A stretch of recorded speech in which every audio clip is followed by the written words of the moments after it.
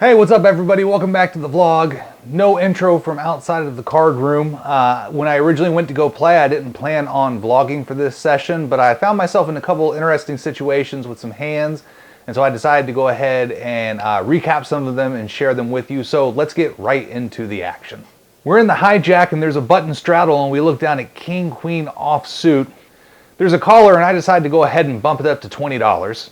The small blind calls and under the gun +1 calls as well, so we're off to a flop three ways. The flop is 10-8 queen with 2 diamonds. The action checks to me and I go ahead and bet out for $35. And the small blind, who is a very splashy player who had played almost every hand he had been dealt, makes the call. The other player folds, and so we're off to the turn heads up. The turn is a 10 of diamonds, so it brings in the front door flush and it pairs the board as well. The action gets checked to me and I go ahead and decide to bet out for $65, and the small blind pretty quickly jams his whole stack for $187. I'm having a real hard time putting this opponent on a hand.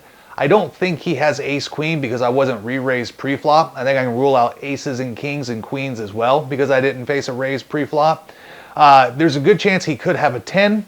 He could have 2 diamonds, or he could have maybe ace X with the ace of diamonds. I do have the king of diamonds. I really just don't know where I'm at in this hand, and more importantly, what he's holding. So when I find myself in these situations, I turn to the math to guide my answer. It's $117 more for me to call to win about 375. So that's a little bit better than 3-1 on my money. So I only have to be right about 1 out of every 4 times to be profitable in the long run. So with all that being said, realizing that I'm probably behind, I go ahead and make the call anyways, and we're off to the river. The river's a pretty good one. It's a king. And so I go ahead and table my hand, and the opponent starts to table his, but he stops and he looks back at his cards. He looks at the board, he looks at his cards again, and he mucks.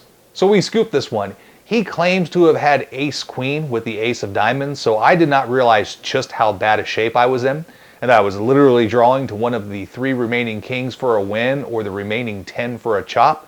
But regardless, that's a pot that's going to go our way, and we're off to the next hand. We're in middle position. We look down now at pocket 9s. There's an under the gun straddle and a call, and I go ahead and bump it up to $20. I'm completely happy just taking the pot down as it is. There's about $13 of dead money in there, or we can go ahead and eliminate some players and see a flop. We get 2 callers, and so we're off to the flop 3 ways. The flop's a pretty good one. It's 2-7-8 rainbow. The action checks through to me and I go ahead and continue on for $35, and the player to my immediate right calls, and so we're off to a turn heads up. The turn is a jack of spades, so it puts 2 spades on the board. The action checks to me and I continue my story and bet out for $65, and the player to my right instantly shoves his stack for $135.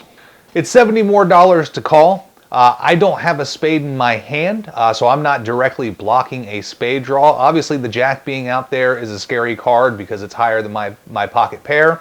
But in this case, I decided for only $70 more, I think I have to make the call here, and so that's what I do. The river is a pretty good card. It's a 9. So I river a set, I go ahead and flip my hand over, and the player to my right does not look happy. And he flashes me the jack of clubs, and he mucks his hand. So that's 2 hands in a row now where I kind of got my money in bad, but it doesn't matter. We're scooping another pot our way. I don't have too much time to worry about it because I look down at the very next hand at ace king offsuit. There's an under the gun straddle, so I go ahead and I bump it up to $17. I only get a call from the button, and so we're off to a flop heads up.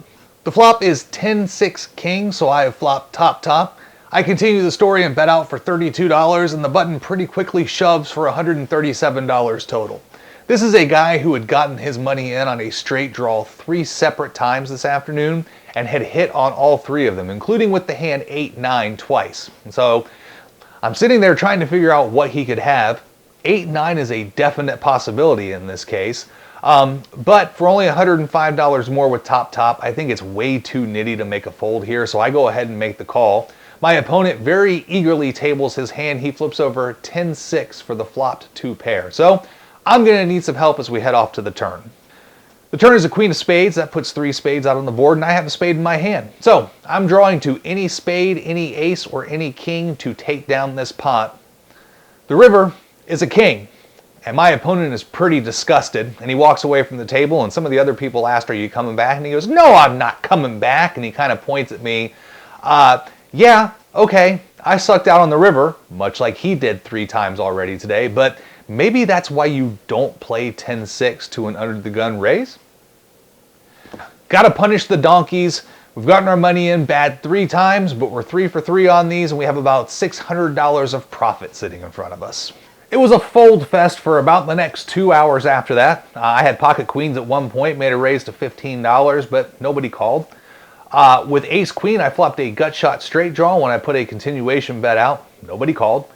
So I was thinking about going ahead and racking up and taking my profit, but I wanted to get at least one more hand in before I left, and that's when I looked down and under the gun +1 at pocket aces. I go ahead and open the action for $13. A player in middle position calls, and the small blind calls as well, so we're off to a flop 3 ways. The flop is 4-7 queen with 2 spades. The action checks to me and I continue for $30. The middle position player calls and the small blind gets out of the way, so we're off to a turn. The turn is a 6 and my opponent only has $52 left, so I go ahead and make a bet of $52 and he very quickly calls. So I realize I may be in a little bit of trouble and he tables his hand. He has pocket 4, so he has a flop set. The river is a blank, and so he scoops that one, and it's at that point that I realize I can only win when I get my money in bad situations, and that's not the kind of poker that I want to play. So I decide to go ahead and rack up and call it a day. We're in for $200, we're out for $680, so $480 of profit in about 4 hours. Not a terrible day, considering I just wanted to go and play some cards. Thank you so much for watching. If you enjoyed the content, please make sure to drop a like and subscribe. That helps the algorithm and helps get this video out to more people who also may enjoy the content as well. And you can follow me on Instagram at 7cardflushpoker. That's the number 7cardflushpoker. And we'll see you next time.